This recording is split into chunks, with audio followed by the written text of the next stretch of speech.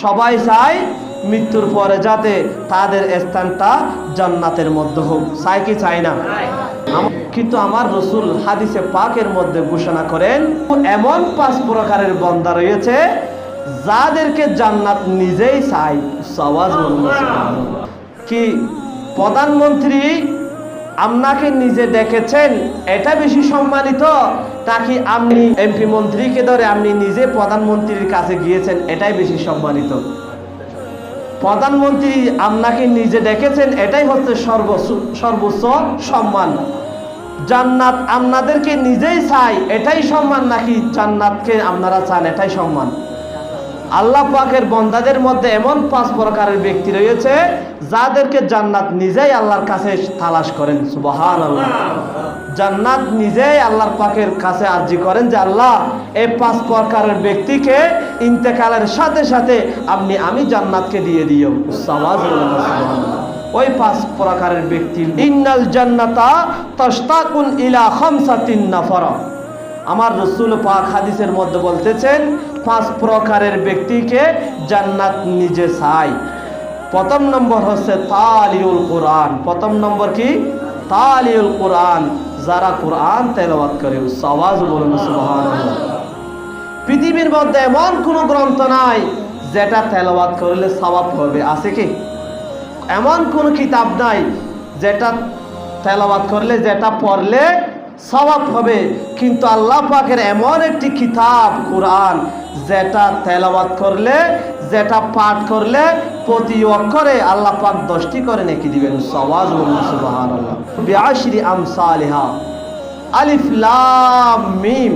আমি এখানে 3টা অক্ষর, একটা শব্দ তেলাওয়াত করেছি, একটা শব্দের মধ্যে অক্ষর হচ্ছে 3টা, তার মানে একটা শব্দের মধ্যে 10টা নেকি দিবে এমন নয়, একটা অক্ষরের মধ্যে 10টা সওয়াব দান করবেন। আওয়াজ বলুন সুবহানাল্লাহ। আলিফ লাম মিম এই 3টা অক্ষর যে আমি তেলাওয়াত করেছি, এই 3টার মধ্যে রহমতের ফেরেশতারা 30টা নেকি লিখে ফেলেছেন। এবং আপনারা শুনেছেন, আমি তেলাওয়াত করে যে সওয়াবটুকু পেয়েছি, আপনারা শুনে সেই সওয়াবটুকু অর্জন করে ফেলেছেন। আওয়াজ বলুন সুবহানাল্লাহ। এমন কোন কিতাব আছে শুনলে সওয়াব আছে?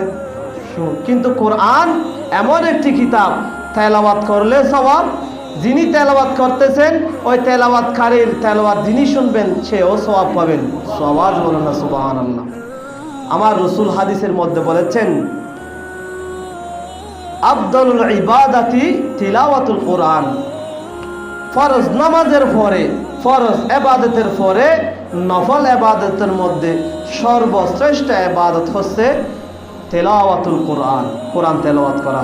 আওয়াজ বলুন না সুবহানাল্লাহ।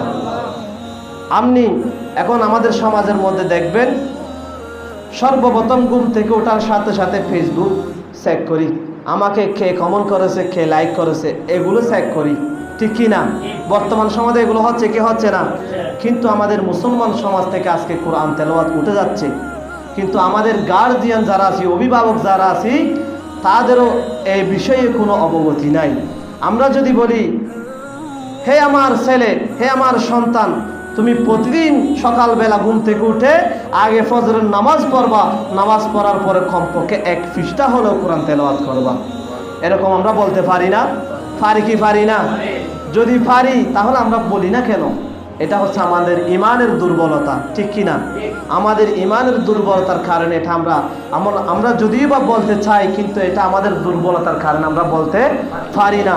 এর জন্য আজকে থেকে যারা অভিভাবক রয়েছেন আপনারা নিজেও কোরআন তেলাওয়াত করবেন এবং আপনাদের যারা সন্তান সন্ততি রয়েছে তাদেরকেও কোরআন তেলাওয়াত করার তাগিদ দিবেন।